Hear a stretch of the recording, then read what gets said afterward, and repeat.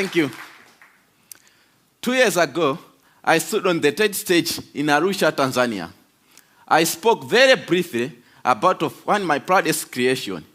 It was a simple machine that changed my life. Before that time, I had never been away from my home in Malawi. I had never used the computer. I had never seen an internet. On stage that day, I was so nervous. My English lost. I wanted to vomit. I had never been surrounded by so many Azungu, white people. There was a story I couldn't tell you then, but well, I'm feeling good right now.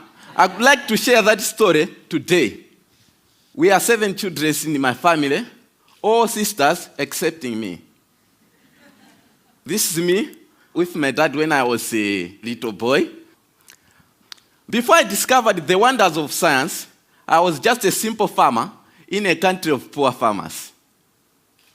Like everyone else, we grew maize. One year, our fortune turned very bad. In 2001, we experienced an awful famine. Within 5 months, all Malawians began to starve to death. My family ate 1 meal per day at night, only 3 swallows of sima for each one of us. The food passes through our bodies. We drop down to nothing. In Malawi, secondary school, you have to pay school fees. Because of the hunger, I was forced to drop out of school. I looked at my father and looked those dry fields. It was the future I couldn't accept. I felt very happy to be at the first year of secondary school. So, I was determined to do anything possible to receive education. So I went to a library. I read books, science books, especially physics. I couldn't read English that well. I used diagrams and pictures to learn the words around them. Another book put that knowledge in my hands. It said, windmill could pump water and generate electricity. Pump water meant irrigation, a defense against hunger, which we were experiencing by that time. So I decided I'll build one windmill for myself. But I didn't have materials to use. So I went to a scrapyard where I found my materials. Many people, including my mother, said I was crazy. I found a tractor fan, shock absorber, PVC pipes. Using a bicycle frame and old bicycle dynamo, I built my machine. It was 1 light at first, and then 4 lights with switches, and even a circuit breaker modeled after an electric bell.